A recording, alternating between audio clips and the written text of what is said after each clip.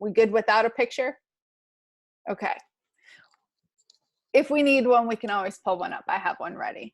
So I want to give a quick overview of the House of the Referrals, but again, I'm all about interaction because it does help you learn a lot more. And some of this is really, really relevant right now, but I definitely want to open it up to Q&A.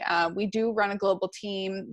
We're in 26 different countries, besides myself being a digital nomad and have connections all over the world. So I'm constantly, several times a day, on calls with people across the world, besides being in programs, and it also being intuitive to help people deal with mindset and communication and different things during hard times. Although nobody has ever seen something like this, but one thing that is different is that it's globally connected to us, because it's the first time that something globally is happening, right? But first I'm going to go through, and Amanda, did you hit record? Okay, good. I'm going to go through the House of the Referrals, and I'm going to stop at each part and ask for interaction. So please don't make me call out names. We can all participate, right? It makes it fun. All right. So when you want to buy a house, so really the concept is to just give you an analogy to be able to kind of see the different pieces that go into having a referral team or having referrals, because most people think a referral is what? What's a referral? Somebody that you don't actually know through another person.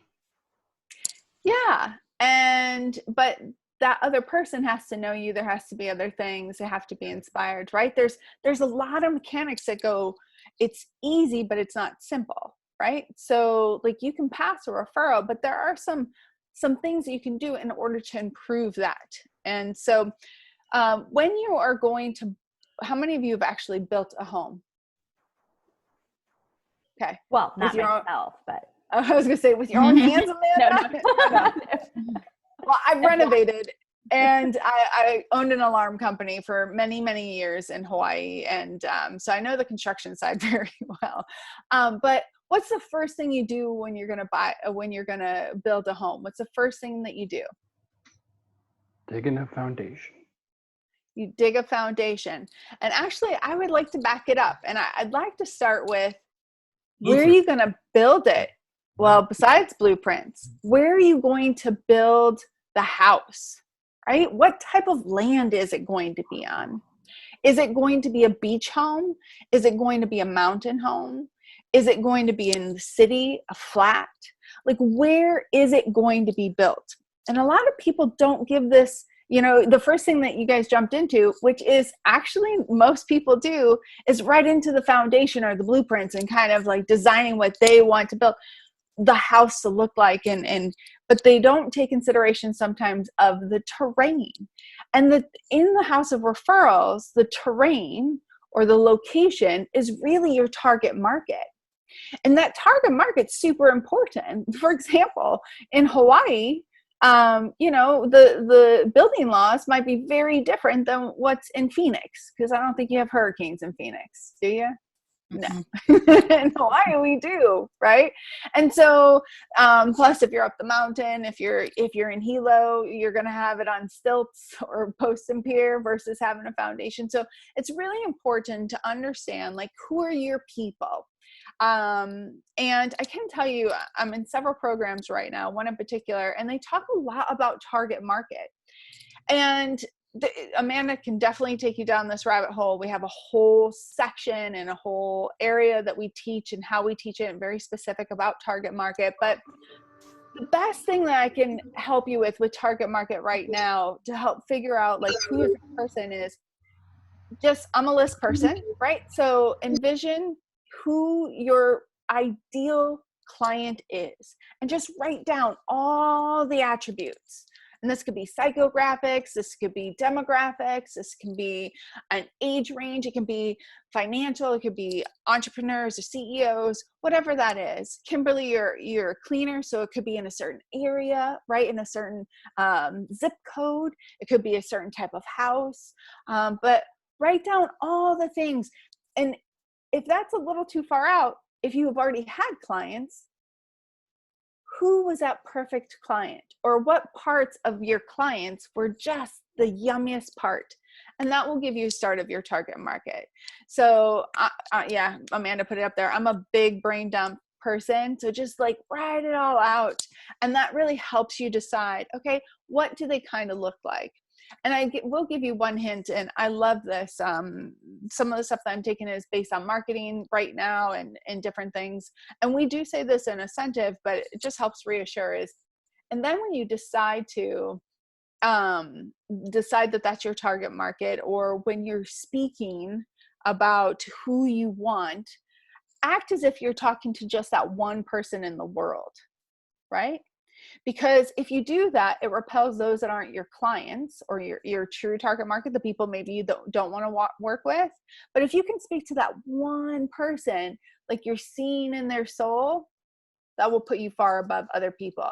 Because most people, one, don't do their target market. They can serve anyone, anywho, anyhow. And there's probably truth to that. You could. But my kids grew up hearing this all the time. I'm not everybody's cup of tea. And I know that none of you are everybody's cup of tea. Like at the end of the day, we're not the right fit for everybody, and everybody's not the right fit for us, right? So it does need to be a dual kind of looking. All right. So then we get to the foundation.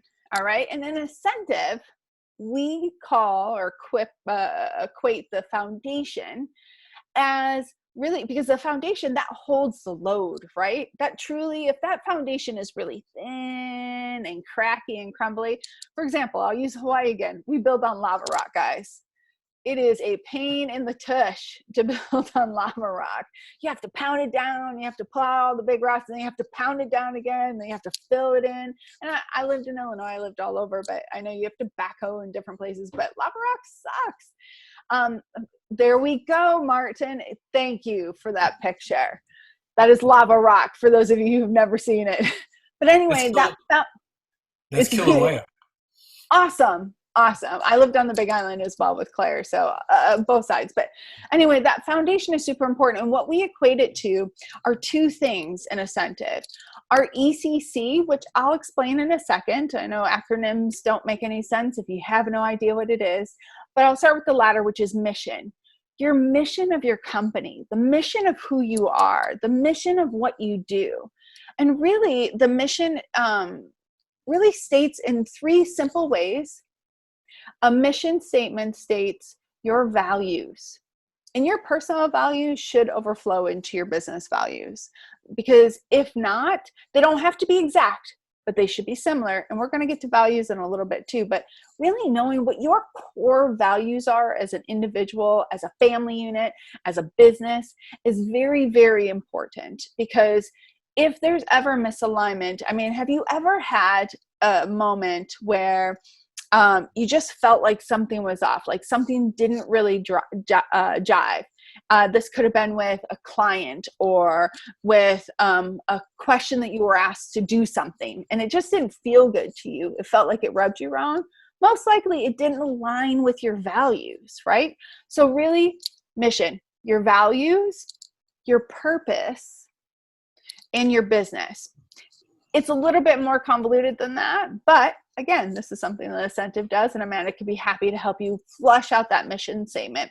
It really tells people how you're going to operate. It gives them the bumpers in, the bowling alley bumpers. It kind of gives you the bumpers to kind of play in, which is really nice because it helps others understand in a quick sense all of the three. So your ECC, and this is something that Asentiv is prized for. What it stands for is emotionally charged connection. The simple version is, so how many of you heard the term find your why and watch maybe even the Simon Sinek video? Love Simon. So we've been doing why way before Simon came out with it. However, the ECC is really the root, the connection of the why. Okay. So where are you driven internally? And I'm a spiritual person, so I might use a couple of spiritual terms. So excuse me if you're not, but like that internal purpose, that internal like root of, or that feeling of you feel driven to do this and move to do this because of X. right? So your emotionally charged connection. And I can give you a quick one. A quick version of mine is, I grew up, Amanda had said, survivor. I grew up in a very difficult household with drug and alcoholic parents who really couldn't see out themselves. They were very broken, and so they couldn't raise kids, really. But my father, growing up, was brilliant. He was like MacGyver. Who remembers MacGyver? You guys remember MacGyver? Okay. He literally was MacGyver. He could figure out everything, but he was so full of hate and so full of anger.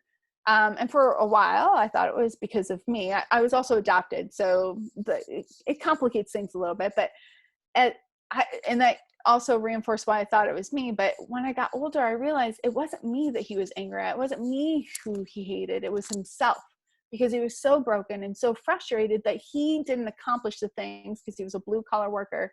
And he knew that he could be so much more, but he couldn't get out of his own way in order to make that happen. And at the end of the day, as a child, I remember wanting to fix him as a child. And fast forward many years, that's what I do now. I help people realize that they are not their circumstances. Their circumstances are a part of them, and they can use those skeletons in order to power and fuel themselves to move further, move faster, move bigger than what they ever thought, if that's what they want. But it's designed by choice. So my ECC is really, and we all have our story. So we all have our why, and we have that story that's connected to it. And it's almost like an onion. It peels apart. But we equate this to the foundation, because truly, when you can be connected to your purpose, connected to your values, connected to your business and the understanding and the why you do what you do, how much stronger is your message? How much easier is it for people to truly understand what you're doing, how you're doing it, and why you're doing it? Right? That foundation needs tending to, though. Sometimes we get cracks. I'll give you another quick story. And Amanda, you have to keep me on time, because I can talk for hours. So, and I don't have my time up on the screen because I just have it black. But so fast forward, I've been in Asentiv about 8.5 years or so. And about 3 years in, I come, and I wasn't the CEO at that point. I just became COO of the global company about 1.5 years ago, because we got a new owner. We had co-founders, and then our Swiss master franchisee purchased the company about 1.5 years ago. I stepped in. So this is way before I even knew that this was going to be a possibility. Just a franchisee for the state of Hawaii. But I come to a training, and I tell one of the co-founders, I'm like, Hetty, I'm going to be an international speaker, and I'm going to do this, and I'm going to do this, and I'm going to do this. I'm also that one who wanted to be a lawyer, never even wore a wedding dress, Hallmark card, president of the United States, a cosmetologist, and I'm sure a few other things, all when I grew up. And I'd done about half. So president of the United States, it feels like it was herding cats from the COO position. But so I was like, I'm going to do this. I'm going to do this. I'm going to do this. I'm like, but I just can't make that connection. Like something feels off. I just can't do it. He's like, oh, honey. He's like, have you revisited your foundation? And I'm like, what do you mean? He's like, you've had all this growth and it's great. And you're uncovering all these different things. And I just went through a divorce. He's like, I really think you need to do some foundational work. You have some cracks in it. And once you can really kind of make that calm. So I had an earthquake, right? I got a divorce. I had all this exponential growth. Hawaii moves a lot, right? And so I had all these cracks in my foundation. And really, I went back. I trust him. I went back and I sought out 2 different types of counselors, because I needed that. I need 2 different ones who can come at me from a spiritual side and more from a black and white side, because otherwise I'm gonna just challenge them both. Anyway, and I went through a couple of months, and I really strengthened that foundation. And before I knew it, all these opportunities started showing themselves for speaking events all across the world. Okay. So just an example. So that's the foundation. So it needs to be tended to. Once you build a house, does it just sit and stay perfect forever? No, it's always needing maintenance, right? Okay. So then we're going to skip, because we know studs come next, 16 on center, but we're going to go to the vision, the roof. When you look up in your business, you want to see a big vision, right? How many of you are vision oriented, big thinkers, big ideas, dreamers? That's great. I'm both, which is great. I love being able to be both, although sometimes it can be a little bit much. And I know I talk a lot and talk fast, but it's, that vision of your house is kind of up in the sky. So vision is not goals. A vision is kind of ethereal out there that your business will eventually become, right? It's not a particular moment in time. If that is too hard for you with vision, you can do a 5-year vision or a 10-year vision. But my original vision that I wrote 8 years ago feeds me all the way through. And there's no, I'm not capping myself. And it's funny because I'm going through all these different programs and they talk a lot right now about the importance of vision. A vision makes people want to come along. A vision helps people feel connected to you without you sharing your ECC, right? Or your emotionally charged connection. But that vision just pulls people along, and it should be repeatable, or there should be portions of it. And this is true if you have employees too. Do any of you have employees in any of the positions? Okay. Kimberly, you don't have employees yet? We need to get you there, girl. We need to get you there. I'm ready for that day. Good. Well, I know. I'm so ready. So that's what a vision is, and that's your roof line. And guess what? How many of you, or if you're really ready to admit that you're this person, know that person that has this huge vision? They talk a good game, and like their dreams are way out there. And they're like, I'm gonna do this, I'm gonna do this. Sounds like my kids, by the way, especially my youngest, my son. But how many of you know that talk like a lot about vision, but yet they probably, now that you're hearing like the foundation part, they probably have a very itty bitty foundation. Do you know what I'm talking about? So as your vision grows, you have to tend to your foundation, your mission and your ECC, your connection. Think of it as your root, right? So as one part grows, you have to grow the others. You have to, it's a balancing act, because that vision, that extension on your house, that's awesome. But if you don't lay that foundation, that extension is not going to stay up for long. It's not going to be fully supported. Okay. So vision. How much time do I have left? You have about 15 minutes. Oh, sweet. Yeah. I want to leave a little bit of time for questions and stuff too. So, all right. So then we're going to go to the walls. So stud 16 on center, and really all the different wall sections are kind of like your people and the networks in which they play in. Okay. They're the ones that connect your foundation to your vision. They're the ones who help hold that up and make that possible. And here's the thing, for those of you that built a house, you know that you have the regular studs, right? The 16 on center. So those would be like what we call contact sphere or power team people. These people are individuals who really, they know what you do, they like you, they have the ability to refer you, they have the ability to support you. So these are the studs, okay? But let me ask you a question. When you build a house, don't you have more than studs in that wall? What about those corner pillars or those corner ones, right? That carry a heavy, heavy load. And it's funny, when I was thinking about this today, I was thinking about even in families, like extended families, you have the ones who are clowns, you have the ones that are drama queens or kings, you have all the different types in your family, and you have those handful who are the pillars and the backbone of your family, right? Would you agree?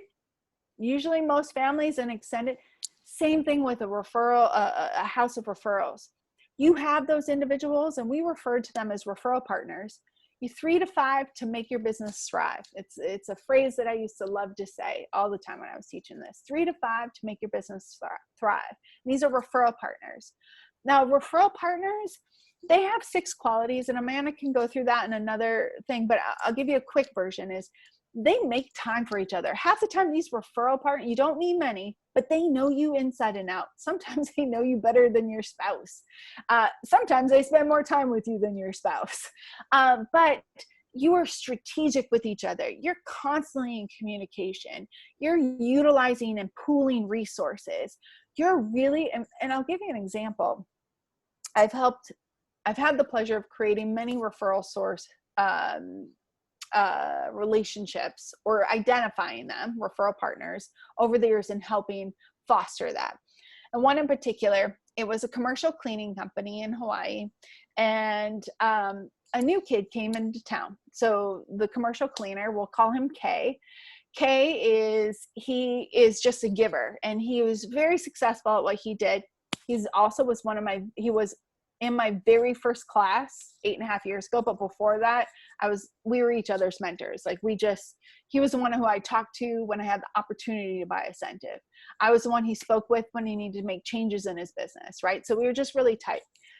Really, we understood the idea of having referral partners and relationships, but we just didn't know the training behind it that happens.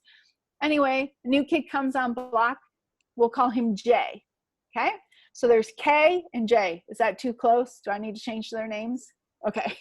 So K said, hey, Jay, I can help you out, because Jay is also a commercial cleaner, right? K says, there's enough of this pie to go around. Let me take you under my wing. But by the way, you have to be trained by Lynn, because I don't have to teach you all the stuff that she's the expert in. So Jay went through a workshop with Kay, and essentially they ended up building a multi-million-dollar business together. So when Kay would go into a business, Jay would go with him. And they actually ended up splitting, where one would do external, one would do internal, right? And so it became and they spent hours a day being strategic, going door knocking, utilizing each other's strengths. Multi-million-dollar business within a couple of years. Okay.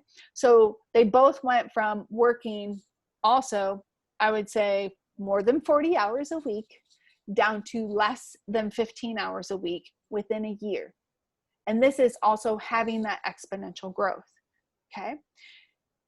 Because they worked together, they had that collaborativeness. So guess what? Then we had another Jay come along. I'll just call him Joe, who was a commercial landscaper. So Kay and Jay said, hey, Joe, let us show you the way. They helped build his business to almost $1 million business within their first year of opening. But they also absorbed and took in all the mentors. So anyway, long story short, you don't need too many of those people, because referral partners do take a lot of effort, but they can reward you exponentially. They know you inside and out. But as easily as they come, as easily as they go. And we'll get a little bit to that in a second. So then the walls itself is just kind of where they play. You know, do you know these people in chamber? Do you know these people from your business networking organization? Are they your friends? Are they your family? Are they your clients? Are they your people you already give referrals to? So that's the concept of the walls. So we also have two other things that I want to talk about, or three other things. And then I want to get a little bit into the drama stuff, which I've kind of covered. So the activities that you do, and this is actually a part that a lot of people struggle with, is they feel like they're doing a lot of activities to build their House of Referrals or build their business. And 90% of the time, the majority of what they're doing is busy work or misdirected. Okay. This is also true in the House of Referrals. The pace of your house is being built by the activities in which you do. Okay. So if you do the right activities, in this case, we're talking about referrals. We're not talking about business. That might be another one that Amanda has me come on board about, talking about time worth value and all of that stuff that I love. But if you're doing all the right activities with the right people, right? Right activities with the right people. We believe in the platinum rule. Treat others the way they want to be treated. I don't want to be treated the same way as Amanda. It's nothing against Amanda, but I want to treat Amanda the way she wants to be treated and communicated with, etc. And I know she goes over this with Pink. So the pace of the building, right, is based on your activities. So if you're making a lot of mistakes and not doing it appropriately, or you need some help around that, then your house might take a little bit more time. You might have to redo. I'll never forget, we had to, we renovated. When we lived in Hawaii, we took a house, we jacked it up 18 inches so we can put a legal downstairs in, but we had to like reframe it because it's tongue and groove. I don't know if any of you have ever even heard of it, but in Hawaii, it's kind of popular, especially on some sides. But we framed it and did everything. And, but we had to redo the stairs several times because the person that was guiding us didn't have our best interest. And he was just like really half-assing it. And so that activity wasn't really building our relationship, right? And so it made the pace of our accomplishment go further.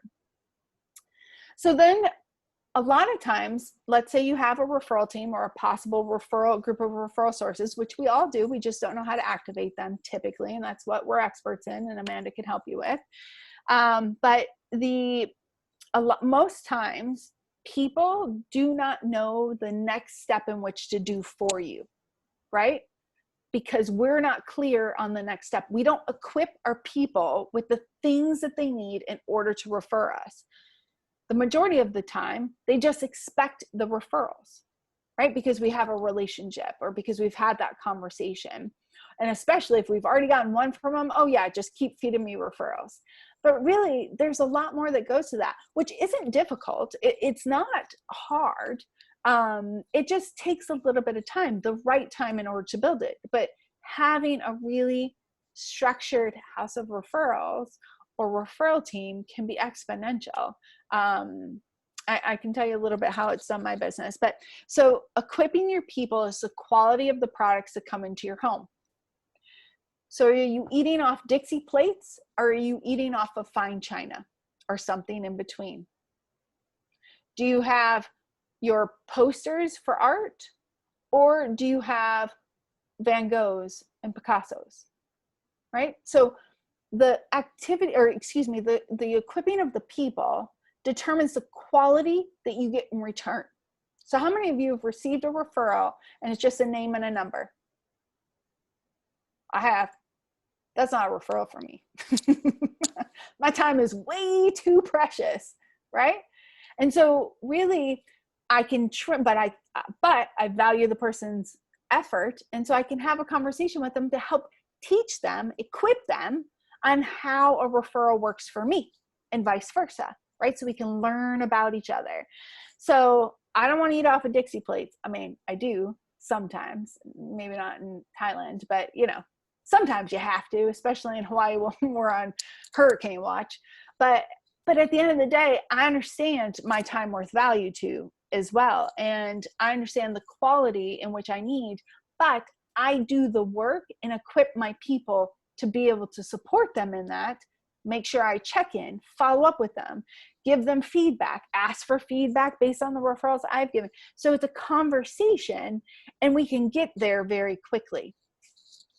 And then the last thing is supporting activities. So there are lots of other things that we can do that can help, but the supporting activities are like, you know, can we promote, excuse me, can we promote them on social media? Can we be on social media? Can we be a face on a speaking engagement, right? And be able to edify other people. So all the supporting activities that we do in order to support our business, it also supports the people around us. I'm sure you've heard, and I remember telling my kids this all the time, you are the company you keep.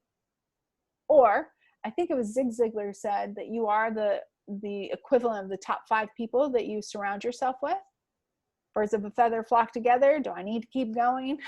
Right? So what I mean by that is when you are supporting your business and you have values and you have a great mission and people respect you and yada, yada, yada, an indirect manifestation of you doing support even in your own business is helping support and promote the people that are closest to you. Eventually you can like put them into the wording or invite them to different seminars and you know, introduce them or connect to people on social media, which is great right now because everything's a virtual platform.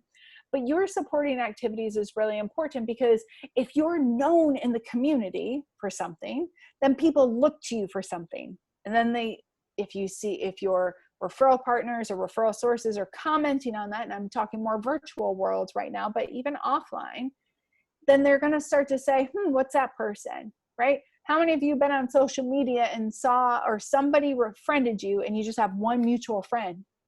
How many of you have had that, right? Now, how many of you have friended them and it actually been a great connection for you? Yeah, that's because of your supporting activities, right? So that's what we equate the analogy, building referrals is like building a house. So the House of Referrals.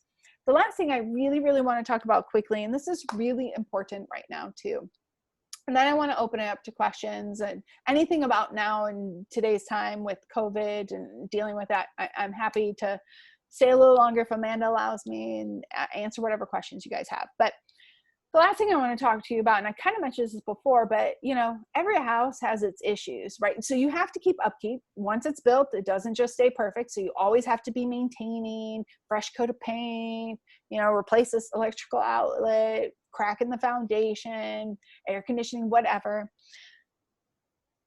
But sometimes we don't see, and so in Hawaii, and I don't know if you guys have them in Arizona, I would imagine you do. Do you guys have termites? Yes, yes, we do. Sometimes you don't know termites got in your walls and they eat up those studs, right? So what we equate things such as termites, COVID, which is a completely different thing, but anywhere from termites to COVID, we consider that the drama, or the things that can like level your house. So in Hawaii, we had hurricanes and tsunamis, but really it's drama that can, or life events that can affect your home. Remember what I said about the cracks in my foundation? It was because I went through some life-changing things and I didn't heal myself. I didn't deal with some personal stuff, even though on the outside I thought I did, but I needed to dig a little bit deeper, right? And so I'm going to do it this twofold. First, I'm going to do it for more of a generic sense in how we teach, because COVID is a special event and we will get into that after. But the people that you keep around you, are they legit? Do they have the values that align with yours? Again, we do not have to have the same values, but do they at least align with yours? Are they good people? I'll never forget, there was and this was in the news, so I can talk about it, but it was in Hawaii, and there was, it was part of a Rotary Club, and it was the president of the Rotary, or she was a past president. And she had a best friend, and this best friend comes from money, has a thriving consulting company, knows everybody in the state, if not every other place. She's just really, really engaged. Well, friend A, who was not the one who was really connected, but friend A ended up getting accused and went through trial of embezzling from the hospital. Do you think that affected person B? Absolutely it did. It was plastered all over the news. She had to rebuild her consultancy because of this. She stood by her friend's side, and things came out on the other side, but it made an impact on her business, because the second that happens is, and they were tight, is they feel like, okay, is that person now trustworthy? If that is their friend, then is this person trustworthy? And here's the thing, and I can say this because this is one of the reasons why I moved to Hawaii. My family, some of them might not have the highest of values, nor are they the most honest people. I definitely come from a special breed, which I know we all have them in our family. But I love them from afar. Those that are those termites, or could be, in my life, and even on the business level, when I learned this, I made some huge decisions in my life to alter and distance myself in certain relationships, because I realized that it is impacting my reputation, that is what a referral is. You are extending your reputation, your credibility, to give somebody else a referral, right? That's an extension of you. And so sometimes you have to love people from afar because maybe they're not right. You know, if it's your spouse, then that's a whole other conversation that we can have on the side. But you really have to be mindful of the people that you keep around you. Now, COVID, this is a whopper, right? This is a whopper, and it's a global thing. So some simple things that you can do in order to keep this is because, and Martin, you said this too, like the person who approached you and said, hey, you can buy from me and buy from me and buy from me, and they need to be supporting you, is be unique in your support. You should be reaching out, right? Keeping those relationships thriving, even if they're not working right now. So there are lots of people who aren't working. There are lots of people who are busy as crazy, right? So, but reaching out, being unique in that, and making sure that you're keeping in touch. So as this goes further, because even in the transition phase, not everybody's going to jump back into the workforce. The transition is going to be a difficult phase to go through. We're all going to need support. And I'm going to give you an example. So one of the things that Amanda didn't say about me is I'm a cancer survivor. So I had melanoma 18 years ago, and it's very much a part of my story and a part of the things that I speak about. But over the years, I've been blessed to be able to help people transition when they have cancer, but also help their families understand certain things. And there's one thing that I learned early on with this, is that when somebody is, we'll say that somebody gets sick, or the easier one probably is somebody dies in your family, right, of cancer or whatever. Usually people flock to that individual within the first couple of weeks. Sending flowers, by the way, usually flowers aren't good with people that are dying because the flowers die, just FYI, as a food for thought. It can create an emotional kind of thing. But they're all bringing food over, right? Doing all the things in that first couple of weeks. And then 5, 6, 8, 10 weeks out, and this is even people who are going through treatment in cancer. A lot of times people just like that newness, that shock, people get back into their complacency of their own lives and forget that this individual is still going through it. This is same with COVID, right? So it's the initial shock. So everybody's communicating, everybody's contacting each other. If you have a business, if you didn't, it's still time that you can contact your vendors, contact your clients, and it could be even a generic copy paste email. It doesn't matter, but reach out. And then 30 days later, because we're going to be in this a while, reach out again. And then you should be making how are you calls, a couple a day, right? 2 a day, because sometimes people like to talk. But now is the time more than ever to build that relationship capital. Eventually, they might become referral sources. You don't know. They might have been referral sources. We don't, but that doesn't mean that they're going to continue to build they're going to continue to be referral sources, because in this time, it is really showing the true character of individuals, and the leaders are really rising to the top. And those that really they're really showing their values right now. Now, I'm saying this with love and respect, because also in a time of crisis, we can go into the real scarcity mode and to retreat and to really just be protective of ourselves. But how many of you have received like a really meaningful text or how are you call in this time? And how did it make you feel? Pretty amazing. Absolutely. I love that, Martin. So we can be that for each other. So in a time where maybe we're not tending to all of our referral house, I mean, vision is huge right now. People should feel called to be with you, be called to want to stay around you. But we can be depositing into the relationship capital. And that would be in our walls, right? So in those people that we're close with, and even some random people, just to let them know, hey, this is what you mean to me, or hey, remember this time, or hey, how are you doing? But it's really, really important right now because everybody's houses have been shook. Everyone, if not flattened. And so a lot of us are rebuilding, and I would even go to the extent that we are all rebuilding. It's just in a different way. It doesn't mean all of our houses were flattened. It's just we have to adjust and pivot because our worlds will never be the same. And it doesn't mean that that's a bad thing. But we have to move and we have to bring people along, because otherwise it'll make it that much harder when we come out the other side if we're not depositing into those relationships. So that's the House of Referrals. I don't know, Amanda, if there was a part that I didn't talk about. And I can do this next week and it'll probably be different, guys, because that's how I am. So, and then any questions that you guys might have about the House of Referrals or things that you can do right now, or any specific questions. So, Amanda? Wow, Lynn, thank you. First of all, thank you so much. I've already been through this and I got so much value again, and just your passion and ability to, your stories, very effective Thanks. Analogies and powerful. So yeah, I want to, let's open it up for some quick questions if you guys have some or comments. I do. Real quick, Lynn, I know a lot of times when you do business with somebody, you're just so happy that you finally got the sale done. You don't really go into the next step and ask them to be considering of the other people that they know in their lives that can benefit from the same way that you just did with them.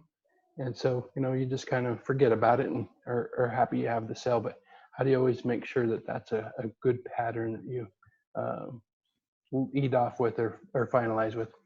So that's actually a sales technique versus a referral technique, but I love it. You know why? Is because how many of you know Cutco cutlery?